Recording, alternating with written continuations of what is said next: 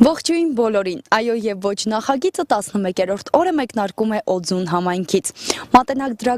Մատենագրական տվյալների համաձայն առաջին անգամ գյուղը հիշատակվում է սկսած 8-րդ դարից։ Իսկ ըստ լեգենդի առաջին դարում Թովմաս Առաքյալը այստեղ օծել է եպիսկոպոսների եւ քահանաների եւ այդ բառից էլ օծել բառից էլ գյուղը ստացել է Օձուն անվանումը։ Գյուղը շատ հայտնի է իր պատմամշակութային կոթողներով եւ դրանցից մեկն է Գմբեթավոր եկեղեցին, որը գտնվում է գյուղի կենտրոնում։ Իսկ այո եւ ոչ խմբի մասնակիցներն արդեն այստեղ են, պատրաստ են քննարկելու սահմանադրության նախագիծը տեղի բնակչության հետ։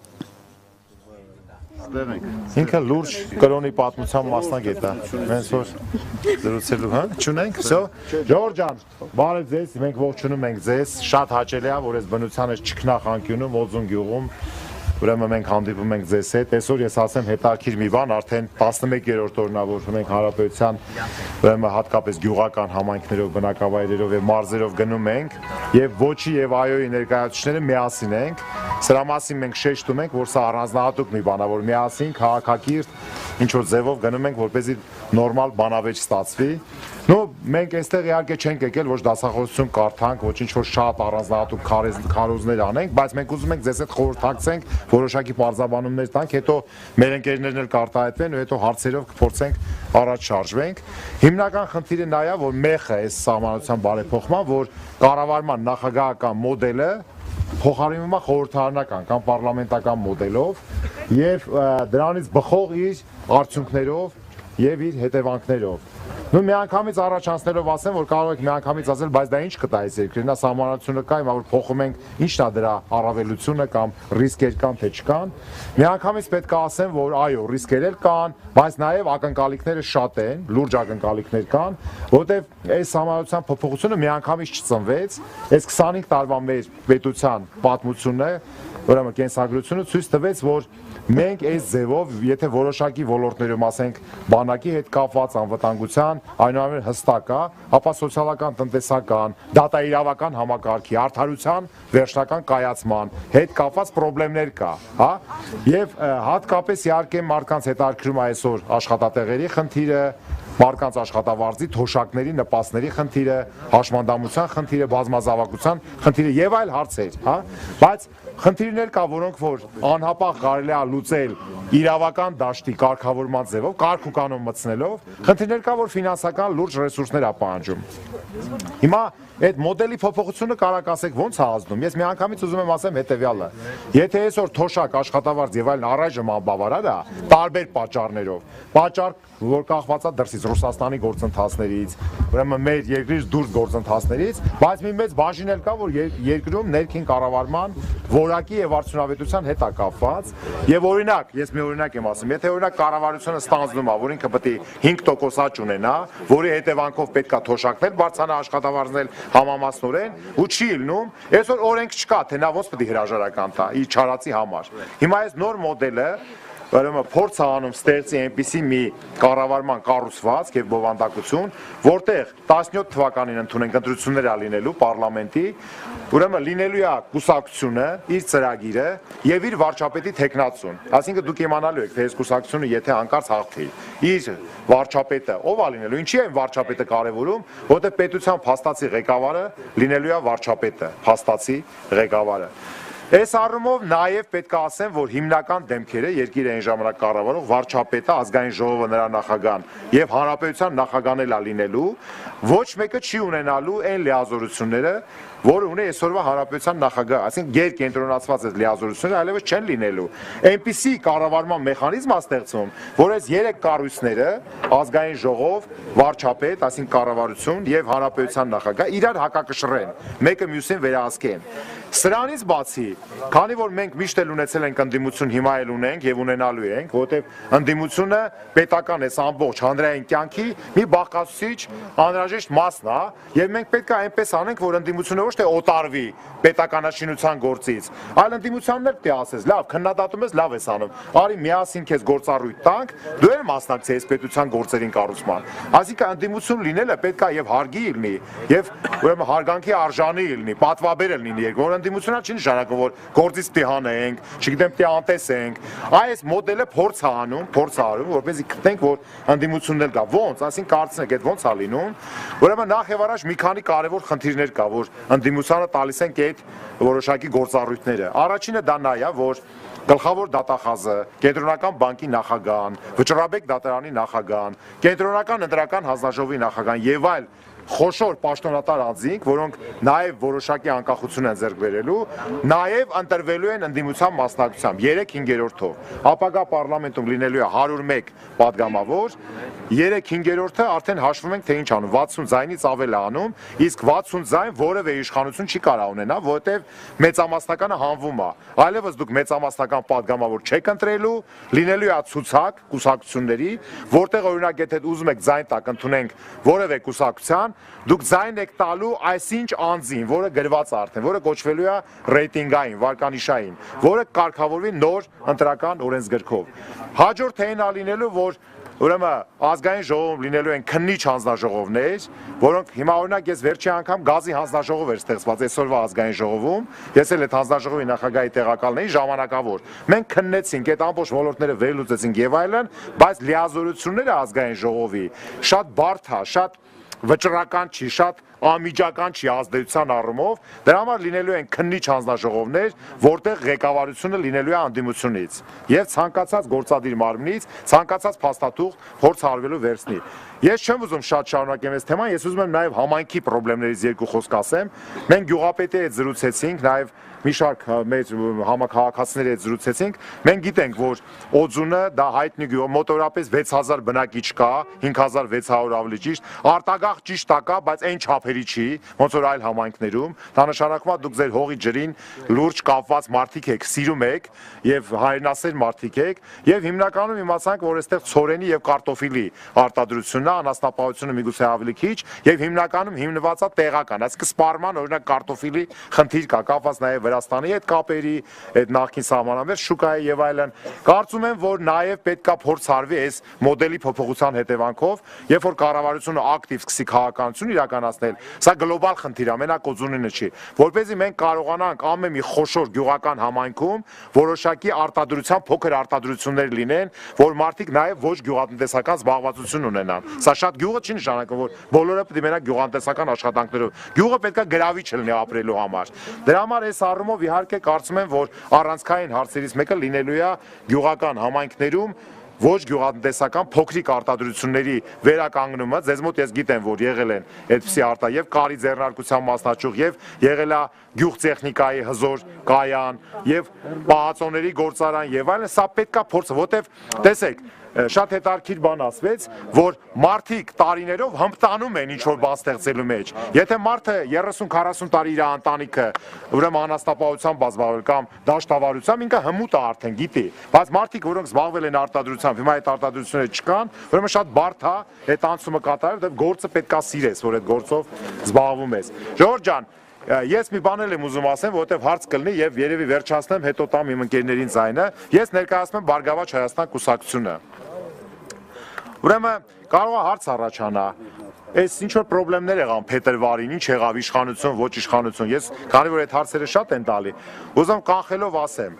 կյանքը ցույց տվեց, ես նաև մասնակցել եմ 96 թվականի սեպտեմբերի դեպքերին, երբ որ ԱԺՄ կուսակցությունը եւ Դաշնակցության եւ ԱԻՄ-ի եւ այլ կուսակցությունների հետ փորձում էր նաև ուրեմն իշխանափոխություն անել, Հայաստանում ոնց որ պրակտիկան ցույց տվեց, որ փողոցից իշխանության գալ հնարավոր չի։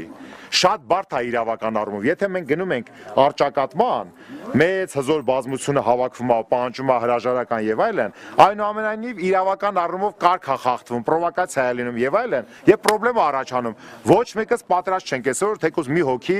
այդ տիպի ներքին խժդրությունների համար զոհվի։ Սա չի կարելի։ Մենք գնում ենք լուրջ ճանապարհով, մենք գտնում ենք, որ իշխանությունն էլ է այսօր հասկացել, որ ինքը իրավիճակ պետք է փոխի, բայց պետք է փոխի նենց, որպեսզի դա հետագայում նորից անընդհատ նոր փոփոխությունների առիթը չտա եւ կարծում եմ, որ այս ճանապարհը մենք պետք է անցնենք։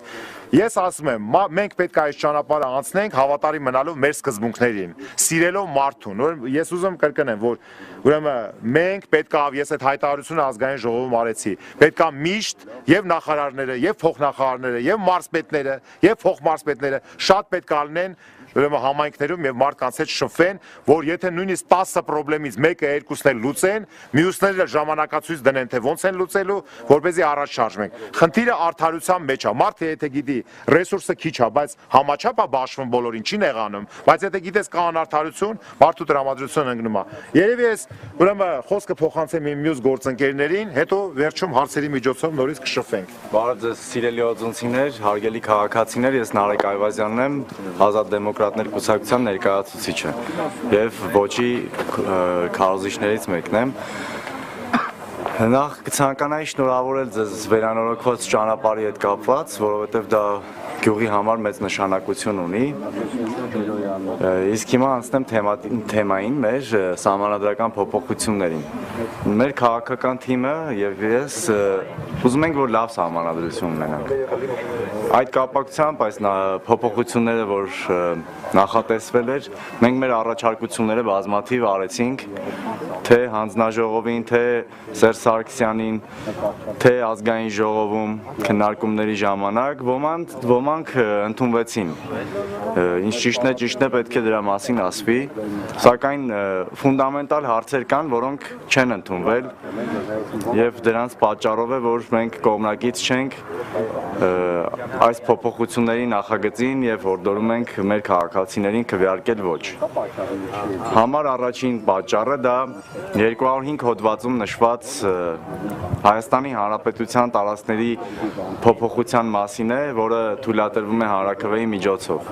Ըստ մեզ դա տարածքային ամբողջականության հարց է, որը մտցվում է սահմանադրության մեջ, ինչը մեր կարծիքով հարիր չէ Հայաստանի Հանրապետության սահմանադրությանը։ Երկրորդ պատճառը դա 202 հոդվածն է, բայց եթե կարելի է ես ավարտեմ, ես ավարտեմ, հետո հարցերին կանրադառնանք։ 202 հոդվածն է, որտեղ ասվում է, որ падգամավորները իրավունք ունեն փոփոխել սահմանադրությունը։ Այսինքն այն սահմանադրությունը, որը մենք ենք գնալու քվեարկենք, ընտրենք կամ չընտրենք։ Դա խաթարում է ըստ մեզ ժողովրդավարությունը։ Երրորդ կետը դա 89 հոդվածն է,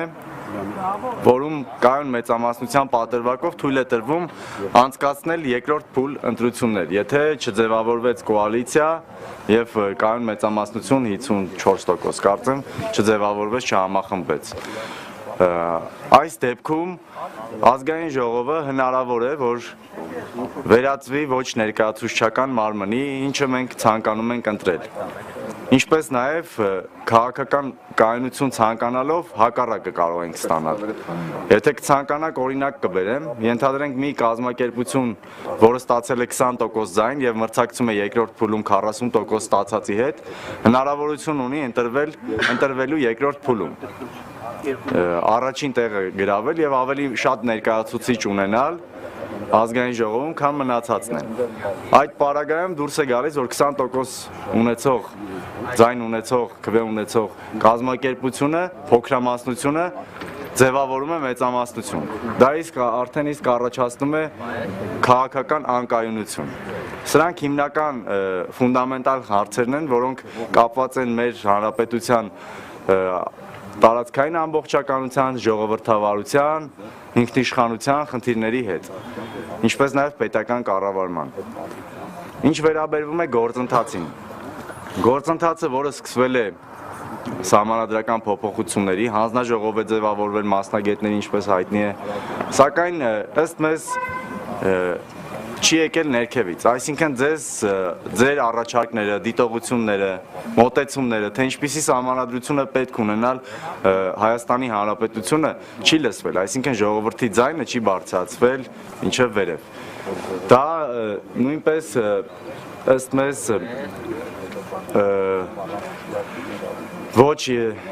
ոչ ընդունելի տարբերակ է, քանի որ դա սահմանադրությունով մեր պետության իրավակազմակերպական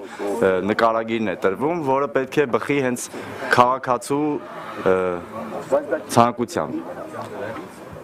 Փոփոխությունների նախագիծը, չգիտեմ, տեղեկացված եք, թե տեղեկացված չեք, ինչ խնդիրներ է իր մեջ պարունակում, ինչ լավ կողմեր է պարունակում կամ հավանաբար ընթերցած կլինեք որոշ դրույթներ, բայց ամեն դեպքում լիարժեք չի ներկայացվում քաղաքացիներին, արդեն բազմաթիվ բնակավայրերում եղել ենք ու համանման խնդիրներ տեսել ենք։ Խոսքը հիմա կփոխանցեմ իմ գործընկերներին, թող իրենք էլ մեկնաբանեն, իրենց խոսքն ասեն։ Եթե ժամանակ ունեմ, փորձեմ պատասխանել։ Վերջում թողենք հարցը, քանի լավն է, եթե 205-րդ հոդվածը կարող ավելի լավ նկատառումներով հաշվի առնել, որ ժամանակին, երբ պահանջը զգացվի, Լեռնային Ղարաբաղը շատ հեշտ հանրաքվեի միջոցով ընդգրկվի Հայաստանի կազմում։ Համանման Պետք չէ որ ամեն ինչը վատը պատկերացնի։ Հասկանալի է, բայց մենք ուզում ենք, որ լավ սահմանադրություն ունենանք։ Ու համանման կետի բացակայությունը մեզ չի խանգարի, որպեսզի Ղարաբաղի կամ այլ հնարավոր տարածքները ներառեն Հայաստանի Հանրապետության տարածքների մեջ։ Դա մեզ բացարձակ չի խանգարի։ Բայց այդտեղ խնդիր է առաջանում, կհիշեք երևի Մեղրիի դեպքը, որ ուզում էին Մեղրին փոխանակեն այլ տարածքի հետ։ Միջազգային ճնշում կար բնական է, այդ հնարավորությունը ընձեռնում է մեր փոփոխությունները տարբերակը։ Լավատես միանշանակ պետք է լինենք, բայց եթե թույլ է տրվում երկիմաստ մեկնաբանել, դա մեր համար ընդունելի չի։ Այսինքն մենք ուզում ենք, որ բացառենք ռիսկերը համանման խնդիրների հետ կապված։ Ես շարունակեմ, ես ներկայացնում հեղափոխական դաշնակցությունը եւ միանշանակ կողմնակից ենք սահմանադրական բարեփոխումներին, քանի որ սահմանադրական բարեփոխումների այս նախագծի մեջ մեծ ավանդ ունի դաշնակցությունը եւ սա համարում ենք նաեւ մեր սահմանադրության տարբերակը։ Միանգամից սկսեմ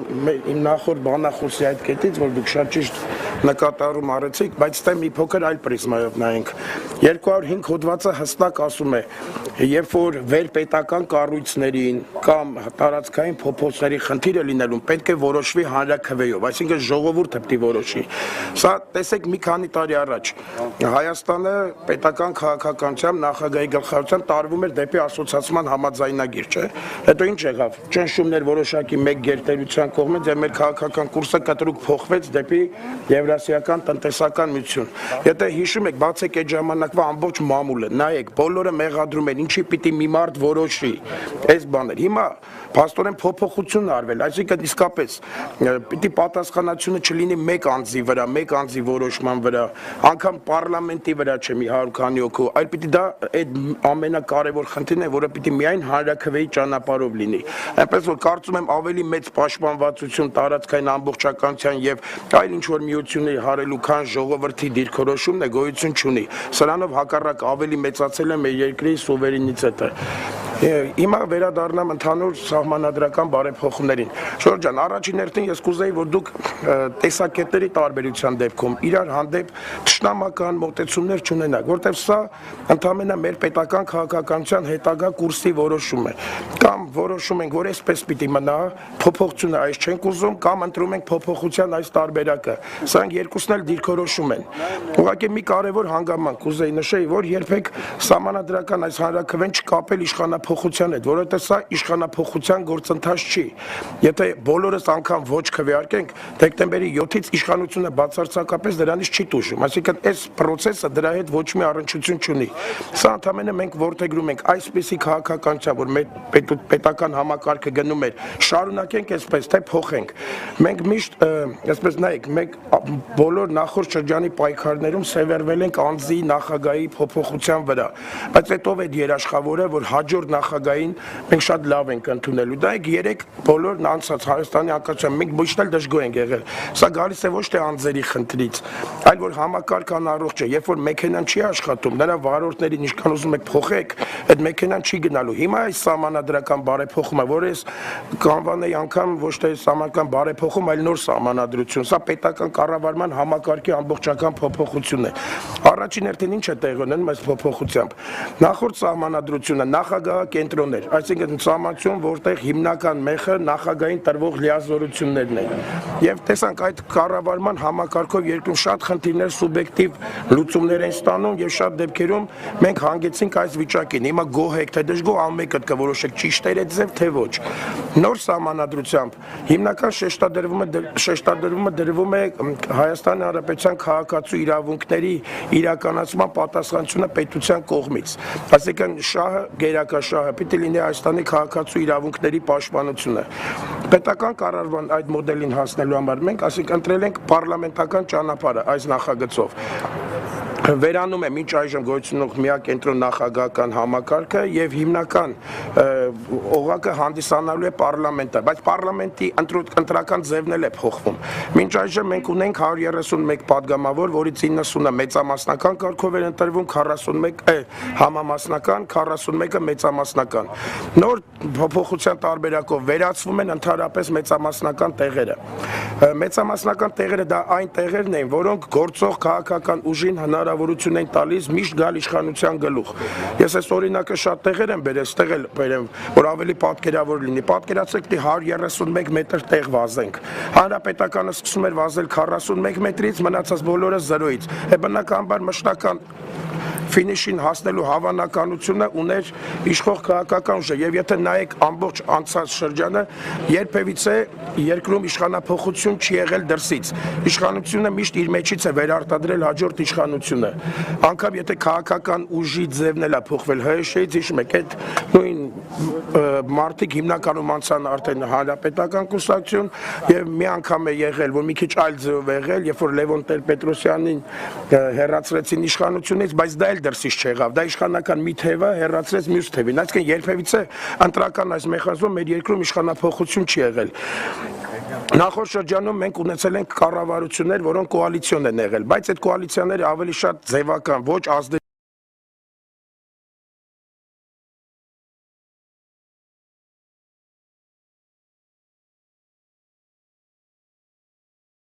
Տեսեք, բոլոր անցած շրջաններում, եթե նայեք ոչ մի կուսակցություն երբևիցե Հայաստանում 50% չի հավաքել։ Ամենաշատը իր բոլոր ուժերը գերկենտրոնացնելով լարելով ֆինանսական միջոցները ամբողջն ուղղելով անցյալ ընտրությունը 12 թվականին հանրապետական կուսակցությունը 44%-ից ավել չհավաքեց։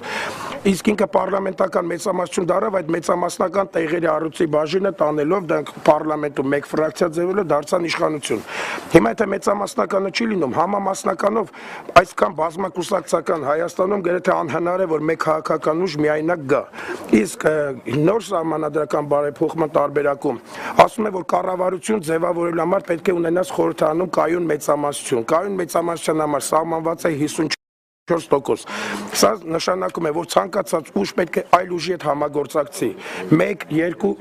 3, չգիտեմ, արդեն կնային ինչքան ուժերով, որ այդ շեմը կհաղթարեն, կձևավորեն կառավարություն։ Իսկ այս դեպքում արդեն ձևավորվող կոալիցիան լրիվ այլ բնույթի կլինի, որտեղ դու կարող ես հավաքես 10%, թեկուզ հանրապետականը հավաքի 49%։ Քո 10% իր 49-ին հավասար է, որտեղ առանց քեզ ինքը չի կարող։ Այդ դեպքում, երբ որ դու իր կազմում ես, դու էլ ես հասկանում, որ ինքը առանց քեզ չի կարող, եւ դու ավելի հեշտությամբ կարող ես նրան պարտադրել քո ծրագրային շատ դրույթներ, գալ համատեղ կոնցեպցիա եւ ձևավորել մի կառավարություն, որի գործունեության ծրագիրը ընդունելի կլինի կոալիցիոն բոլոր ուժերի կողմից։ Սա կբերի քաղաքական դաշտում առողջացման։ Լավ, ես երկար չշարունակեմ, որտեղ էլի մեր ընկերները պիտի ներկայացնեն իրենց դիրքորոշումները։ Ես միայն կուզեմ մի բան, դեկտեմբերի 6-ը իշխանափոխություն չի, դեկտեմբերի 6-ից կամ ընդունում ենք այս փոփոխությունները կամ չենք ընդունում։ Եթե չենք ընդունում, հավատացեք, որ առնվազն 10 տարի մեր երկրում բարեփոխումները խաղաղ ճանապարհով հաստատ կհետաձգվեն, որտեղ հաջորդ ցանկացած եկող նախագահ հաստատ կուզի 5 տարի ընտրվի, երբեք այդ հասկում չի մտածի բարեփոխումների մասին, երկրորդ անգամ կուզի ընտրվի, լավագույն դեպքում մենք կարող ենք մյուս նախագահի հետ բանակցել, խոսել, որ ինչ որ բան փոխվի, իր երկրորդ պաշտոնը, բայց մեր երկրում ենթադրում եմ, որ դրանով 10 տարի, իսկ լուրջ փոփոխություններ արվելը կհետաձգվի, իսկ ընտրությունը արդեն ձևն է, շնորհակալություն։ Բարև ձեզ, ես Արմենն եմ Մկրտչյան, ներկայացնում եմ Ոչի ճակատը։ Այսօր մեզ հնարավորություն է ընձեռնվել հանդիպել օձունցիներին եւ ներկայացնել մեր գաղափարները եւ շնորհակալ ենք, որ ժամանակ եք հատկացրել գալ եւ լսելու մեզ։ Ես առաջարկում եմ եւ հորդորում եմ քվեարկել ոչ, որովհետեւ իմ կարծիքով այս նոր սահմանադրությունը իր մեջ բազմաթիվ վտանգներ է պարունակում։ Վտանգներից նշեմ մի քանի կարևոր կետեր։ Նախ առաջինը, դուք պետք է տեղյակ լինեք, որ այժմյան մինչև 2 համապետական ընտրությունների փոխարեն դուք մասնակցելու եք ընդամենը մեկին եւ այդ մի ընտրությամբ արդեն որոշվելու է ամբողջ պետության ճակատագիրը եւ այդ մի ընտրության արդյունքում նշանակվելու է թե վարչապետ, թե նախագահ եւ թե ազգային ժողովի նախագահ։ Սա նշանակում է, որ ինչպես ընդունված է ցանկացած ժողովրդավար երկրում, որ ընտրությունների համապետական ընտրությունների շատ լինելը ժողովրդավարության եւ ժողովրդի ձայնի լսելիության արգասիքն է, այս դեպքում այդ փաստը գոյություն չի ունենում եւ կիսով չափ կրճատվում է։ Երկրորդ վիճահարույց հարցը դա համամասնական ընտրակարգի երկփուլ լինելն է։ Դուք գիտեք, որ հիմա մենք ընտրում ենք ազգային ժողովը համամասնական եւ մեծամասնական ընտրակարգով, այժմ լինելու է 100%-ով համամասնական, բայց քանի որ հանրապետական կուսակցությունը ըստ մեզ իր առաջ խնդիր է դրել իշխանությունը հավերժ պահպանելու, համամասնական ընտրակարգին ավելացրել է երկրորդ փուլ։ Ինչ է սա նշանակում։ Եթե առաջին փուլում հանրապետական կուսակցությունը տվյալ դեպքում չի կազմում մեծամասնություն, տեղի ունենում երկրորդ փուլ, առաջին եւ երկրորդ թվով ավելի շատ ձայներ հավաքած կուսակցությունների մեջ։ Սա եւս մեր կարծիքով ռիսկ է եւ հակասում է համամասնական ընտրակարգի բոլոր նորմերին եւ աշխարհում որևէ կերպ չի օգտագործվում, չի կիրառվում։ Բովանդակային առումով կետերը բազմաթիվ են, օրինակ նույն դատարանների առումով մեր ընկերները, նախորդ գործընկերները ներկայացնում են, որ ունենք արդարադատության այժմ խնդիր, բայց նոր սահմանադրությունը այդ խնդիրները կարող է լուծել, սկսած դատարանների փաստից մինչև քննիչ հանձնաժողովներ, բայց ես ձեզ ասում եմ, որ ազգային ժողովը մինչ օրս գոնե Սերժ Սարգսյանի օրոք ինչքան հանձնաժողովներ ստեղծել է ժամանակավոր, որևէ մեկը իօգուտ ժողովրդի չի աշխատել։ Սկսած մարտի 1-ի հայտնի հանձնաժողովից վերջացրած նույն պարոն Մելքումյանի ասած գազի հանձնաժողովից։ Այսինքն մարդիկ հանձնաժողովներ են ստեղծել, որպեսզի մեր կյանքը լրացուցիչ կերպով բարդացնեն եւ սոցիալական մեր ծանր բեռը նորից ավելացնեն։ Այս առումով այդ փաստը եւ այն, որ ընդդիմությանը իրենք նոր լիազորություններ են տալու, ուղղակի աբսուրդի ժանրից է, որովհետեւ ընդդիմությանը իշխանությունը լիազորություններ չի տալիս։ Ընդդիմությունը քաղաքական արդար պայքարի մեջ է մտնում եւ ստանում է, բայց քանի որ հանրապետական կուսակցությունը լավ գիտի, որ Հայաստանում ընտրությունները ընտրակեղծիքներով են լինում, մեզ հետևյալ կերպ է ներկայացնում այդ փաստը, որ ընդդիմությունը այսուհետև լիազորություններ կտենք։ Մեզ պետք չի որևէ լիազորություններ իշխանության կողմից, մեզ պետք է ընդամենը արդար ընտրություն եւ ազատ ընտրություն, որպեսզի ժողովուրդը կարողանա ճիշտ քվեարկել։ Այսքան բան, շնորհակալություն լսելու համար, հորդորում եմ գնալ եւ դեմ արտահայտվել այս սահմանադրությանը։ Հայազն կուսակցություն։ Բարև ձեզ, սիրելի օձունցիներ, շնորհակալություն, որ եկել եք, այդ եղանակը ձեր ուղղակի մեզ համար շատ ուրախալի է, որովհետև մենք շատ ցուրտ տեղերից ենք գալիս։ Ես հիմա եկեղեցու հոգևոր առաջնորդի հետ էի զրուցում եւ գիտեի որոշ ինֆորմացիա, ես այո ճակատն եմ ներկայացնում, ազգային ժողովի падգամավոր Մարգարիտ Եսայանն եմ։ Գիտեի շատ բաներ օձունի մասին, բայց ուրախ եմ, որ ասենք երկու դպրոց ունեիք եւ երկու դպրոց ունեք այսօր եւ աշակերտներ կան, մանկապարտեզ, երաժշտական, արվեստի դպրոց, մշակույթի եւ այլն, ինձ ուրախացնում է սա եւ որքան հասկացա նաեւ ծնելիությունն է բարձր օձունում։ Մենք շատ վատ վիճակում գտնվող յուղեր ենք տեսել այս ճանապարհորդության ընթացքում եւ անկեղծ ասած ես շատ ուրախ եմ, որ նաեւ այսպիսի յուղեր ունենք, որոնք ոչ թե հետ են գնում կամ գոնե մնացել են նույն տեղում որոշ աննշան փոփոխություններով, դա ոգևորում է, որովհետեւ ի վերջո ոչ են քարոզում, թե այո են քարոզում, բոլորն էլ այս երկրի քաղաքացիներն են, բոլորս էլ ուզում ենք, որ մեր երկրում ամեն ինչ այնպես լինի, որ ժողովուրդը գոհ լինի եւ երկիրը զարգացում ապրի։ Հիմա նախագահը նախաձեռնել է հանրապետական կուսակցությունը եւ բազմաթիվ եւ դաշնակցությունը Բարգավաճ Հայաստանը եւ այլ կուսակցություններ միացել են այս նախաձեռնությանը եւ այն նախագիծը, որը հիմա ձեր ձեռքին է, ոչ թե հանրապետական կուսակցությունն է գրել, այլ այդ նախագծում կան բազմաթիվ այլ կուսակցությունների առաջարկներ, այսինքն սա քաղաքական կոնսենսուսի արդյունքում իրականում ձևավորված նախագիծ է, բայց գիտեք աշխարհում ես տեսնում եմ դու գրագետ մարդիկ եք, շատ լավ գիտեք, որ բացարձակ ճշմարտություններ չեն լինում եւ բացարձակ ճիշտ փաստաթղթեր չեն լինում։ Միակ ճիշտը ըստ իս միայն Աստվածաշունչը եւ Նարեկն է, որ կա եւ անփոփոխ է, որ որևէ մեկը չի համարձակվի եւ իրավունք չունի փոխելու, բայց ցանկացած երկրում երկրի գլխավոր օրենքները եւ ընդհանրապես օրենքները ժամանակ առ ժամանակ փոփոխությունների են ենթարկվում։ Մեր ընդդիմախոսները ասում են, որ կան երկրներ, որ 200-250 տարի նույն սահմանադրությամբ են առաջ գնում, բայց այդ երկրներն էլ իրենց առանձնահատկությունները ունեն, իրենց զարգացման այնպիսի փուլում են գտնվել, այնպես են սկսել, որ իրենց մոտ այդպես է ստացվել։ Հիմա մեզ մոտ այնպես է ստացվում, որ 20 տարվա ընթացքում մենք երրորդ անգամ փորձում ենք փոփոխություններ կատարել երկրի գլխավոր օրենքում։ Սրա պատճառները նույնպես շատ օբյեկտիվ են, որովհետև մենք անկախության մեջ հայտնվեցինք շատ անսպասելի եւ անփորձ վիճակում, եւ երբ որ 95 թվականին 1900 անկախ Հայաստանի նոր սահմանադրությունը ընդունվեց, այդ ժամանակ եւ ժողովուրդը եւ իշխող քաղաքական ուժը մտածում էին, որ կիսանախագահական համակարգը ճիշտ է երկրի առաջընթացի համար։ Հետո մեկ անգամ որոշ փոփոխությունների ենթարկվեց 2005-ին այս սահմանադրությունը, բայց դա դարձյալ մնաց կիսանախագահական համակարգ։ Այսօրվա փոփոխությունը իրականում արմատական փոփոխություն է, որովհետեւ մենք հիմա փոխում ենք երկրի կառավարման համակարգը։ Եթե այս փոփոխությանը դուք ասում եք այո, մեր երկրում միանգամից կառավարման համակարգում տեսանելի շատ բան է փոխվում։ Ձեր սոցիալական կյանքում, տնտեսական կյանքում միանգամից տեսանելի գրեթե ոչինչ չի փոխվելու։ Մենք չենք կարող ձեզ խաբել եւ ասել, որ հենց միանգամից հրաշք տեղի կունենա, հենց որ ասեցիք այո, այդպես չի լինելու, բայց երկրի կառավարման համակարգում փոփոխությունները 17 թվականի մայիսին արդեն դուք բոլորդ կտեսնեք, որովհետեւ կգնաք խորհրդարանական ընտրությունների, կընտրեք քաղաքական ուժ։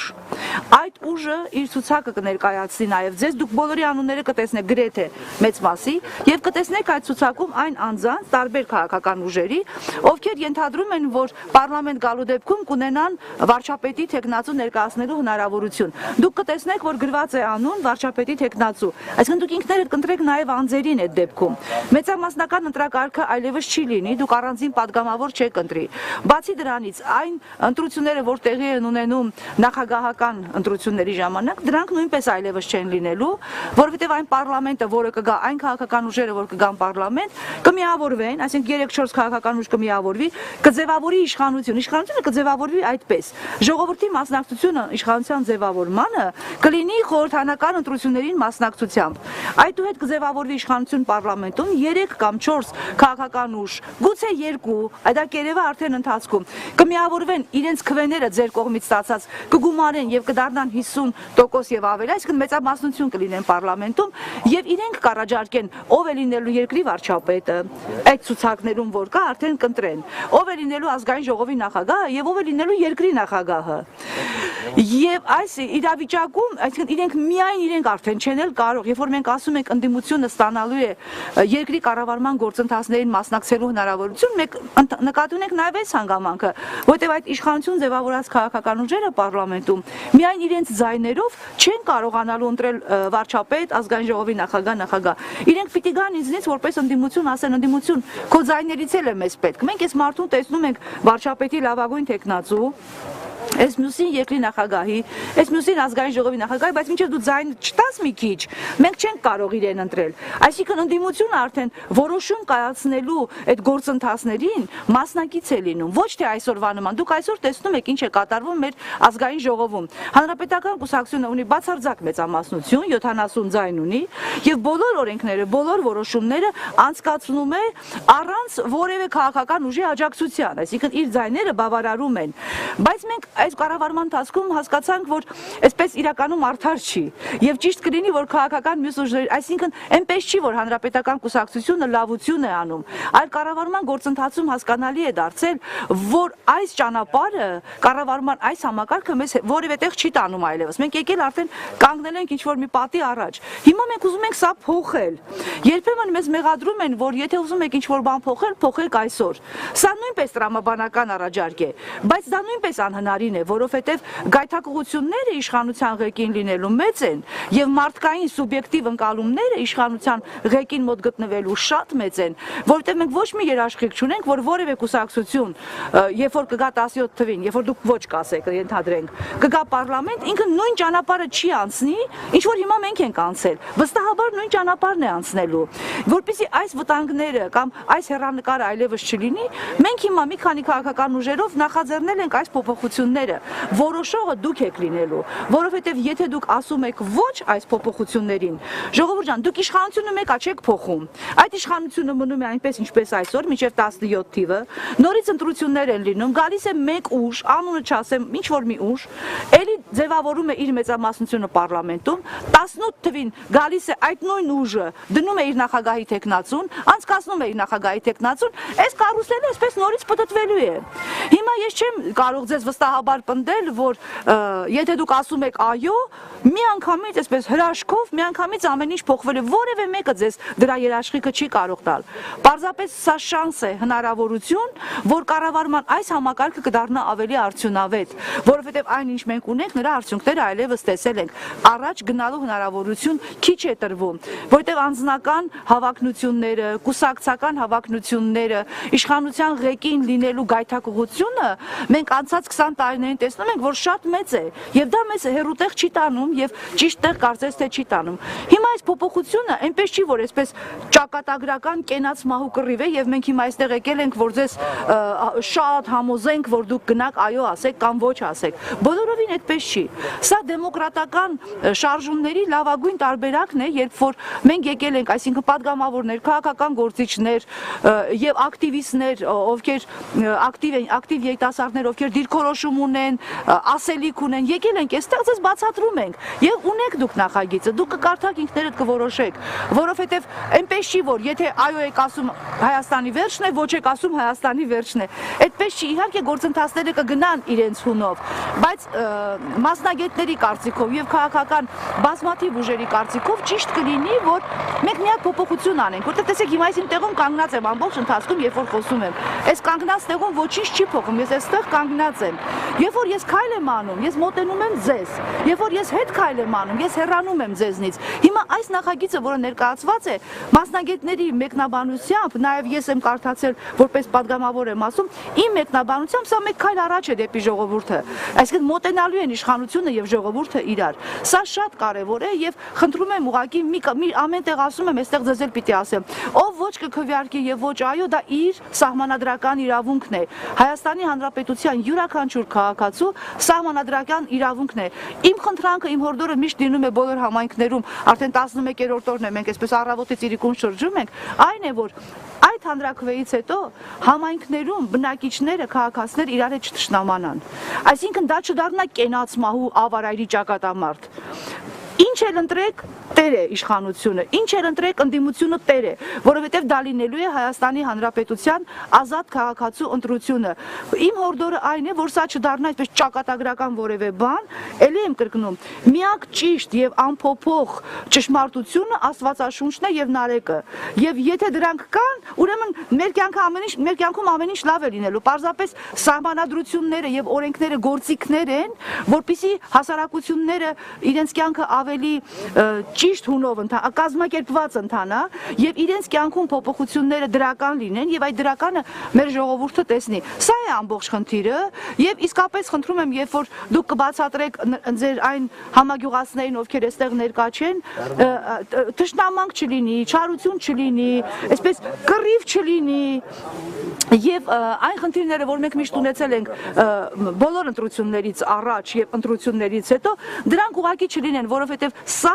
լավագույն ցանկությունների տարբերակ է, որ մենք ներկայացնում ենք, էլի եմ կրկնում, որոշողը դուք եք լինելու։ Գնացեք, կարդացեք, ժողովուրդ ջան, որոշումը կայացրեք, բայց միանշանակ մի բան պարզ է, շարժումը միշտ ավելի լավ է, քան անշարժությունը։ Ոչի դեպքում մենք մնում ենք անշարժ վիճակում, որտեղ ոչ մեկը որևէ երաշխիք չունի, որ նոր եկած քաղաքական ուժը կամ հիմ մնաց ցանկացած քաղաքական ուժը ինչ որ հրաշքներ է գործելու հանկարծ, որտեղ կառավարման համակարգը նույնիսկ եթե ցանկություններ լինի, այդ համակարգը թույլ չի տալու եւ ելի եմ կրկնում գայթակղությունները շատ մեծ են։ Հիմա այս տարբերակով այդ գայթակղությունները մի քիչ կոտրվում են, որովհետեւ ոչ թե մեկ ուժ է իշխելու այս տարբերակով, այլ մինիմում գոնե 3 ուժ պիտի լինի իշխանություն։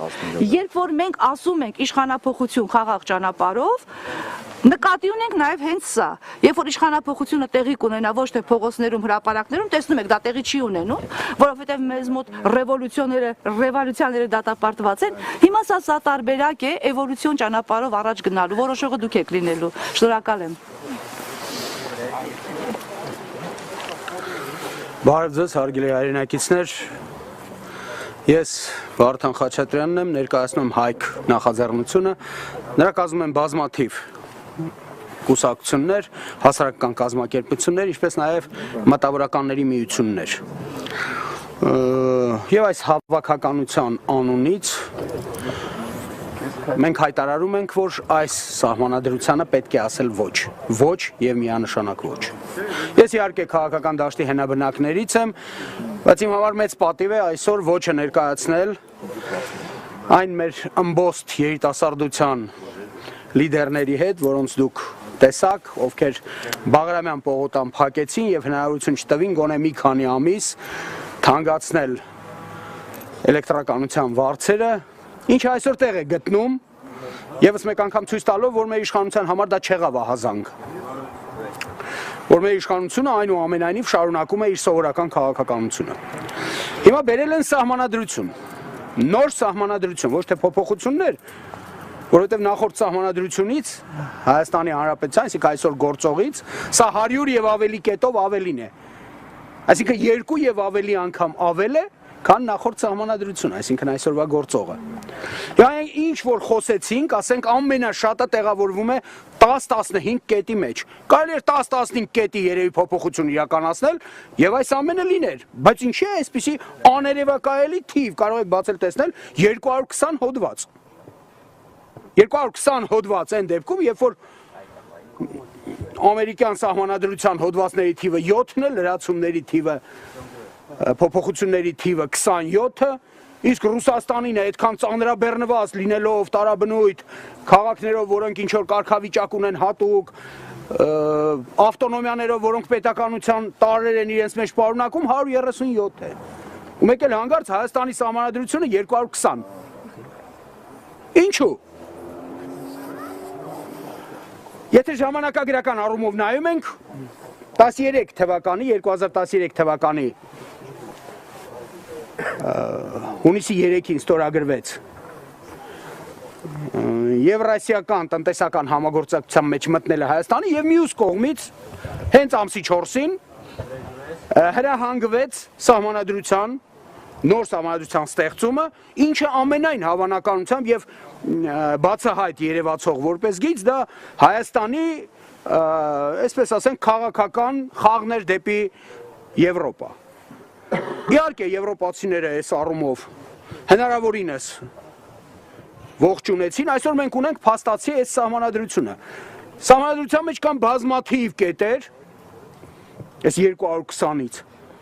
որոնք բառից բուն իմաստով իրենցից ներկայացնում են բացառիկ վտանգ հայ ժողովրդի համար։ Մենք կանրադառնանք դրանց, բայց հիմա ես խոսեմ 1-2 բանից, ինչը համարում եմ կեղծ շեշտադրումներ։ Երբ որ մենք ասում ենք Հայաստանում իշխանությունը երբևէ չի փոխվել։ Ոչ, 1997 թվականին Հայաստանում իշխանություն փոխվել է։ Դա երկու թևերի միջև պայքար չի եղել։ Դա ժողովրդի ճնշման արդյունքն է եղել, երբ որ իշխանությունը Հայաստանում փոխվել է։ Որտեղ բոլորը այստեղ կանգնածներից լավ հիշում եք, որ անձինք ովքեր եկան իշխանության եւ նրանց մասին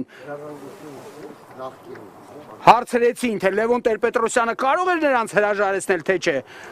Նրանք բոլորն էլ պատասխանեցին, որ եթե Լևոն Տեր-Պետրոսյանը պահանջեր մեր հրաժարականը, մենք հավաքում էինք մեր իրերը եւ գնում էինք մեր տուն։ Տարբեր շրջաններ։ Բայց Լևոն Տեր-Պետրոսյանը ինչի չարեց դա, որովհետեւ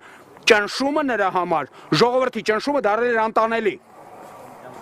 Հիմա երբ որ մենք ասում ենք, որ բոլորը կգնան միահամուռ կասեն, ասենք թե ոչ, բայց միևնույն է իշխանությունը Հայաստանում չի փոխվի։ Այս կեղծ դրույթից վերջապես պետք է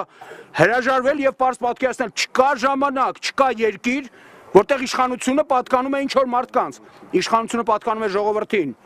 ժողովուրդն է ինչ որ չափով թույլ տալիս կամ սահմանափակում տվյալ մարդկանց գործունեությունը։ Հիմա պատկերացնել, որ կասվի ոչ, իսկ ինչին ենք ասում ոչ։ Սա հեղափոխության փորձ է վերևից, այսինքն պարտադրվում է մի սահմանադրություն, որը մարդիկ նստած գրել են ինչ որ իրենց կաբինետներում եւ պատկերացրածով փորձում են կաղապարել հասարակությունը։ Չի փոխվում հենց այնպես բաներ, փոխվում է գլխավոր օրենքը, որի վրա խարսխված է մյուս բոլոր օրենքները։ Այսինքն օրենսդրական ամբողջ դաշտը պետք է լուրջ փոփոխությունների ենթարկվի։ Եվ այս տեսակետից հիշեք, որ ոչը, դա ոչ է իշխանության վարած քաղաքականությանը։ Եթե գոհ եք վերջին տարիների քաղաքականությունից, 15 տարվա, 10 տարվա, 12 տարվա քաղաքականությունից վերջին գոհ եք, գնացեք եւ քվեարկեք այո։ Եթե գոհ չեք, դա ամենակարճ ցույց տալու տարբերակն է իշխանությանը, որ գոհ չեք եւ չեք վստահում իշխանությանը եւ իշխանությունը պարտադիր, եթե անգամ հրաժարական չտա, պետք է փոփոխի 1001 բան լեզու գտնելու ժողովրդի հետ, այսինքն իշխանության իրական կրողի հետ։ Վերջապես, ինչ կա այս սահմանադրության մեջ, որը մեզ իսկապես անհանգստացնում է եւ անհանգստացնում է շատ լուրջ։ Մեզ ասում են, որ չէ, ընդդիմությունը կստանա ինչ-որ, որ ընդդիմության մասին է խոսքը։ Վերջին 25 տարիների ընթացքում դաշտը սնանկացել է վերջնականապես։ Ի այդ են եկել կեղծ ընդդիմադիրների բազմություն, ոչ թե մեկ կուսակցություն, ոչ թե երկու, բազմություն, որոնցով կարելի է խաղարկել դաշտը, այնպես ինչպես ուզում եք։ Ուրեմն այս սահմանադրությամբ իշխանությունը հնարավորություն ունի բացարձակ խաղարկելու այդ դաշտը, ընդդիմադիր կոչվածի։ Հիմա անդրադառնանք իշխանությանը։ Ասում ենք, որ իշխանությունը ուներ, ստանում էր մեծամասնականներից շուրջ 40 տեղ եւ դրանով ապահովում էր իր գերակայությունը պարլամենտում։ Ժողովուրդ ջան, այդ ստեղծված իրավիճակում այդ պարագաներով էր ապահովում։ Հիմա պարագաները փոխվեցին, ինչա, նույն թիվը չեն ստանալու։ Եթե նույն թիվը չեն ստանալու, լավ, ինչա այս սահմանադրության 89-րդ հոդվածում, ինչպես ասում են սևով սպիտակի վրա գրված, որ պարլամենտը պետք է բաղկացած լինի Հայաստանում 101 ամենակիչը եւ պարզ չի ինչքան ամենաշատը տեղերից։ Ինչի 101 եւ պարզ չի ինչքան։ Որովհետեւ անհրաժեշտ է բոլոր այն մարդկանց, ովքեր ձայն են բերում, ճշգրիտ դասավորել ցուցակներում, պարլամենտական տեղերը դարձնել այնքան, որ օպտիմալ լինի իշխանության մաքսիմալ ձայները հավաքելու համար։ Վերջապես, երբ որ ասում են, այ հիմա փոխվել է ամեն ինչ, եւ դատախազին ընտրելու է պարլամենտական անձնակազմի, այսինքն դեպուտատների 3/4-ը, 99 ձայն, թվում է թե դե իսկապես պետք է ինչ որտեղ ընդդիմության հետ լեզու գտնեն, որ այդ 99 ձայնը հավաքեն, թե չէ ով ասե որ 99 ձայն կհավաքեն։ Բայց հիմա նայում ենք, հետո ինչա գրած։ Հետո պարզ գրած է, որ կա երկրորդ փուլ, եթե առաջի փուլում չի ընտրվում։ Այստեղ արդեն 3/5-րդ է, այսինքն 78-79 ձայն։ Եվ վերջապես, եթե այստեղ էլ չի ընտրվում, արդեն գալիս ենք երրորդ փուլին, որտեղ պարզ մեծամասնություն, այսինքն այն ինչ որ հիմա համար է։ Հələ մի բան էլ ավելի լավ իրանց համար։ Ըստ էության այս թաքցված բաները, որոնք ժողովուրդը պետքա որ չհասկանա, իբր թե պետքա որ չճանաչի, մենք գտնում ենք, որ պետքա հենց ուղղակի ձեր ուշադրությունը սևեռել սրա վրա։ Այսինքն այստեղ դրված է 37-րդ հոդվածով դրված է երեխաների իրավունքների պաշտպանության ներքո մեր ընտանիքները մտնելու, այսպես կոչված, արդարադատության համակարգի պլազդարմը, ամբողջ կետերը։ Նախ սկսենք նրանից, որ այդ խնդիրը մենք չունենք, բայց հիմա սահմանադրության մեջ արտահայտված է։ Եվրոպայում դա ընթացող պրոցես է, Ռուսաստանում ընթացող պրոցես է, երեխաներին օտարում են ընտանիքներից, տալիս են այլ ծնողների, որդեգրում են նրանց ուրիշ մարդիկ, կարող են երկրից դուրս տալ։ Ռուսաստանում օրինակ եղան դեպքեր, երկրից դուրս տվեցին։ Հիմա օրենքով արգելել են երկրից դուրս տալը։ Բայց նրանից մի քանի ամիս առաջ ֆինանսիացիաները որոշեցին, քանի որ Եվրոպայում մոտ 2 միլիոն երեխա օտարվել է իրենց ընտանիքներից, քննել մի հատ այդ հարցը յետադարձով, թե որքանն է դրանցից իրավական ճշգրտությամբ դուրս բերվել ընտանիքներից։ Պարզվեց, որ կեսը անհամապատասխանության մեջ են։ Ով է իրավունք տվել անցնել երեխաների ճակատագրի վրայով խոպով։ Վերջապես բոլորս հասկանում ենք, չէ՞ որ այստեղ գոյություն են չափորոշիչներ։ Մենք աղքատ հասարակություն ենք ցավոք սրտի։ Եվ մեր երեխաները այս չափորոշիչների առումով ինչպիսի սնունդ պետք է ընդունի, ինչպիսին պետք է լինի նրա կյանքն ու կենցաղը։ Մեր երեխաների շուրջ կեսը 50%-ը կհայտնվի ռիսկայնության դաշտում։ Երբ որ մենք խոսում ենք այս ամենի մասին, այս չթված է, թե հեռավոր զանգավորը ոչինչի մասին չի խոսում։ Ոչ, խտրականության կետը կարող եք բացել եւ այնտեղ թաքուցված տողերի արանքում կարող եք գտնել փոքրամասնությունների դրսևորման հնարավորությունը, որը ոչ այլ ինչ է, քան սեռական փոքրամասնությունների խնդրի բարձրացումը Հայաստանում։ Մենք պատրաստ ենք, Եվրոպան սրանով ապրում է, Եվրոպան սրանով ապրում է, մենք նրանց խելք սովորացնողը չենք։ Այսօր իրանք սարսափած են, որ իսլամը մտել է իրանց երկրները, եւ եվրոպական այս արժեքները կոչված միֆերը փշրվել են զառնվելով, ինչպես իրենք են ասում, իսլամական ալեհատին։ Բայց եթե այդ 800,000 իսլամադարները, որոնք այդքան մեծ թիվ չեն կազմում Եվրոպայում, այդպես սարսափացրել են, մենք էլ ապրում ենք իսլամական օղակի մեջ։ Եվ այդ Դամոկլեան սուրը անդադ գնացել եկել է մեր գլխին։ Ի՞նչն է պատճառը, որ մենք մեր ներսը պետքա փլուզման ենթարկենք։ Եվ ունենանք սահմանային իրավիճակներ, տա ոչ Աստված, մտնելու դեպքում, այսինքն եթե պատերազմ ասում, փլուզված երկիր ունենանք, քանդված հնարավոր բոլոր կողմերից։ Վերջապես, եթե մեր երկրում պետք է իրականացնել ռեֆորմներ, եթե այսպես պնդում ենք, որ վատ է իրավիճակը, նու սխալներ են եղել, մենք մոտեցել ենք համարյա թե անդունդի եզրին։ Հիմա ասենք, այստեղ կոլեգիալ պատասխանատվությամբ ավելի հեշտ իրականացնել այդ ռեֆորմները դուրս գալ այդ իրավիճակից, որը պարլամենտական տարբերակն է, թե այնուամենայնիվ իշխանության կամք դրսևորելով։ Հիմա այդ սահմանադրությունը, որը այսօր կա, նա ձեր կյանքին խառնվել է ինչ-որ բանով։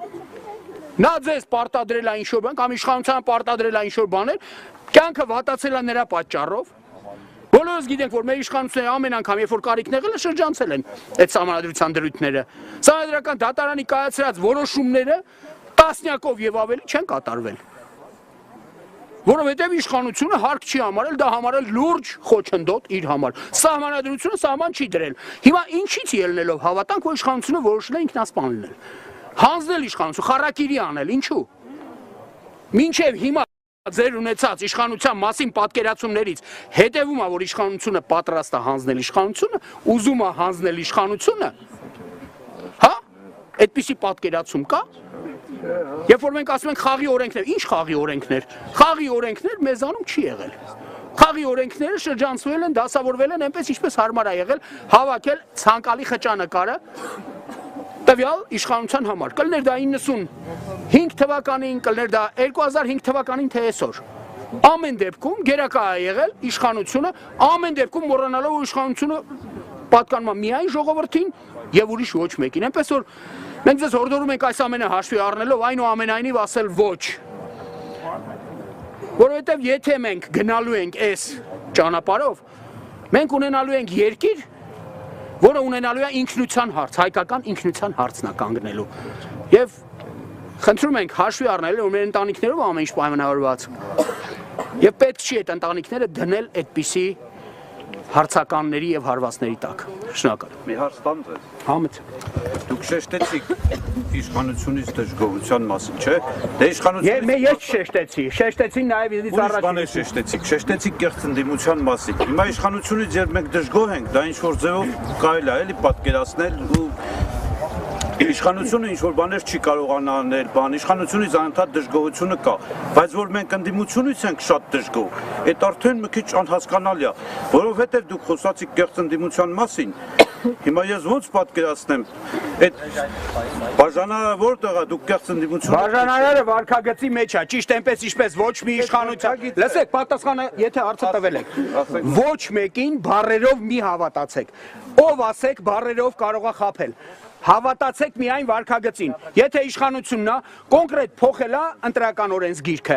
վերացրել է այդ զանգվածային ընտրակեղծիքների հնարավորություն, որը բոլորդ գիտեք, ուրեմն կարելի է հավատալ։ Արդարացիության շեմը բարձրացել է երկրում ձեր աչքի առաջ, կարելի է հավատալ։ Ընդդիմությունը մինչև վերջ գնացող է, գնացող չի, դուք եք որոշում արդեն։ Հիմա ես ուզում եմ իմանալ։ Վերեք էլ հարց մի տվեք, թողեք, հաջորդ ելույթ ունեցող ելույթն է։ Հետո հարցեր կասեք, այդ հարցեր կտակ։ Հիմա ես հարց եմ տալի։ Լոլիկ։ Տվեցիք մի հարցը, մի դիալոգի չենք վերացել։ Նախ ներկայանամ Սամվել Ֆարմանյան, ազգային ժողովի պատգամավոր։ Ես եթե կարելի է սկսեմ ձեր հարցից, իսկապես քաղաքական մեր կյանքի գործընթացների հանդեպ կա մեծ անվստահություն։ Եվ իրավիճակի դժբախտությունն ու տարբերությունն էլ հենց այն է, որ 90-ականներից սկսած հասարակության որոշ հատվածի մոտ իշխանությունների տարբեր հանդեպ եղած անվստահությանը գումարվել է նոր հանգամանք, ընդդիմության հանդեպ էական անվստահություն։ Մեր քաղաքական համակարգը այսօր պատկերավոր կարելի է կոչել իմ գնահատմամբ 1988 թվականի քաղաքական համակարգ, երբ Արցախյան շարժմամբ երկրի անկախության արդյունքում մենք պետականություն ստեղծեցինք եւ մեր քաղաքական կյանքը նաեւ գործող սահմանադրության ընդունմամբ կազմակերպեցինք։ Հիմա պատասխանելով ձեր հարցին, տեսեք ինչ տարօրինակ ու շատ հետաքրքիր սկզբունք է գործել։ Մեր երկրում իշխանությունները միշտ վերարտադրվել են, այսինքն ինչի նկատի ունեմ, ոչ լավ, ոչ վատ առումով եմ ասում։ Գործող իշխանությունը որոշել է ապագա իշխանությունը ով պետք է լինի։ Մենք միշտ ունեցել ենք շատ հարգված ընդդիմադիր քաղաքական գործիչներ, որոնք հասարակության շրջանում ունեցել են մեծ հեղինակություն, առաջադրվել են, եղել են նախագահի տեխնացուներ եւ այլն։ Ես վստահ եմ, որ առնվազն նրանց մի մասը իսկապես էլ ցանկացել է, որ երկիրը տանի փոփոխությունների ճանապարհով։ Բայց արդյունքում եղել է այն, ինչ եղել է։ Հիմա մենք այստեղից երկու հետևություն կարող ենք անել։ Կամ մի կողմից մեղադրենք մեր բոլոր իշխանություններին, մեղադրենք նրանց հայրենասիրության պակասի մեջ եւ զուգահեռ մեղադրենք մեր բոլոր ընդդիմադիր քաղաքական ուժերին ու ղեկավարներին իրենց տված խոստումները այս կամ այն պատճառով իրականացնել չկարողանալու մեջ, կամ գտնվենք ազնիվ եւ ասենք, հարգելի քաղաքացիներ, ուրեմն այս ամեն ինչը եթե կրկնվել է 10 անգամ, 12 անգամ, գուցե ունի օբյեկտիվ տրամաբանություն իր մեջ։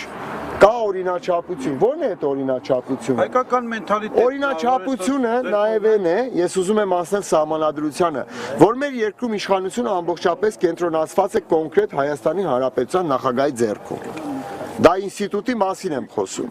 Այդ իշխանությունը ավելի շատ կենտրոնացված էր Տեր-Պետրոսյանի ձեռքում, ավելի շատ նախագահ Քոչարյանի ձեռքում, հիմա մի փոքր ավելի քիչ, որտեղ մենք անցել ենք այդուհանդերձ կիսանախագահական համակարգի 2005 թվականից եւ այլն։ Եվ արդյունքում նախագահական ընտրությունների ժամանակ մի տեխնացու ստանում է ամբողջական իշխանություն եւ մնացած տեխնացուները, որոնց հետևում կանգնած են հասարակության ընդդիմադիր կամ դժգոհ հատվածը, ստանում է ոչինչ։ 2-3 հանրահավաքներից հետո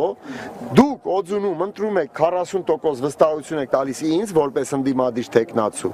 Ես չեմ կարողանում որևէ կերպ ազդեցություն ունենալ կայացվող որոշումների վրա։ Պարլամենտական կառավարման համակարգի պարագայում, որին մենք հիմա անցնում ենք, չի կարող հասարակության ընդդիմադիր հատվածի տված քվեն ուղղակի զրոյանալ, որովհետև պարլամենտում ունենալով խմբակցություն,